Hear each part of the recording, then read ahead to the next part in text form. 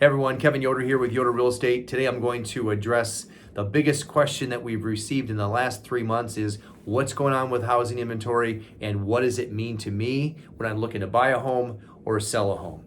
So you've seen the headlines, U.S. inventory drops below 1 million homes. What does that mean? Well, it means that there's very few homes on the market relative than what we are used to this time of year. In fact, Zillow put out a report that stated that the active listings available are the lowest that they've ever been in the history of real estate.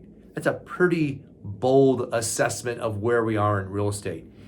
The home prices, of course, when inventory drops, go through the roof. So whenever there's a demand of any product, the price always goes up.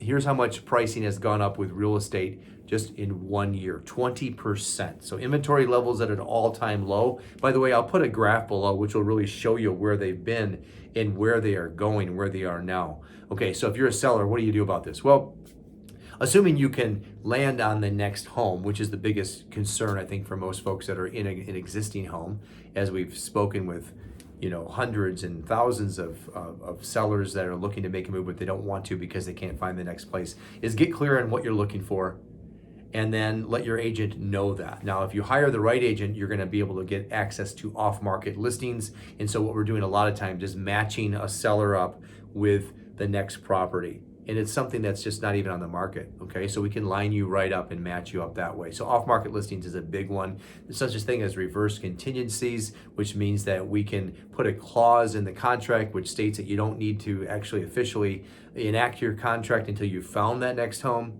And finally, we are working a lot with sellers on getting a lot of possession time after the closing date. We closed on one last week where they were in their home for 75 days after close. So those are some things to keep in mind. But the plus side of this equation is a home seller.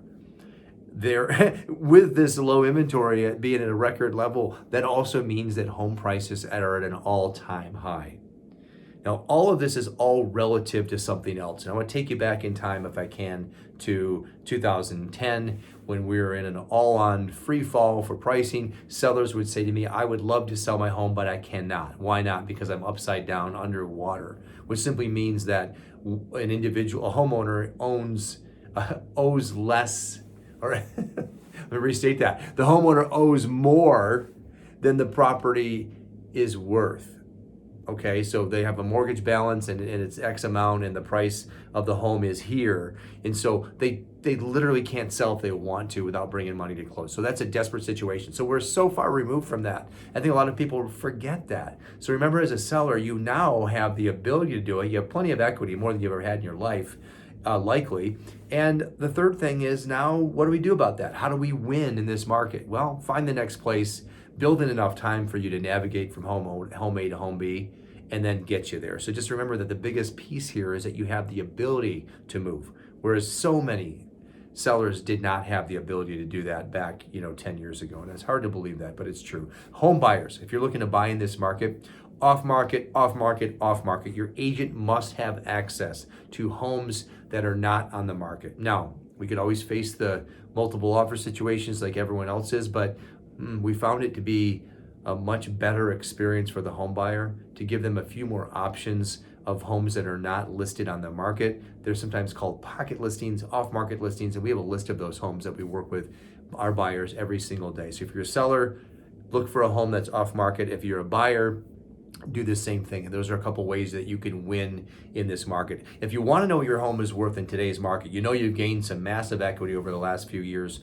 and you want to know where you really are, even if you're not selling, give us a call here at Yoder Real Estate. We will establish a baseline for you, and we can always update it every 6 to 12 months. If you're a buyer that really wants to buy, you just don't know how to do that, or you're afraid to enter the marketplace, it's understandable. Just remember, too, that the interest rates are poised to increase this year, which means that home prices are going up and then interest rates are also going up. What does that mean for your payment? It's going up. So the best thing to do is capitalize on today's very low interest rates, capture that low payment, because the interest rate is going to impact your payment more than any other factor, including home pricing. If you want to reach out to us at Yoder Real Estate, the best way to do that is to go to our website at yoderrealestate.com, and I'll come back on in a couple weeks and give you a new update as we enter the spring 2022 real estate market. We look forward to connecting with you real soon. Hopefully this is helpful for you today. Check below for that graph, and we'll see you real soon.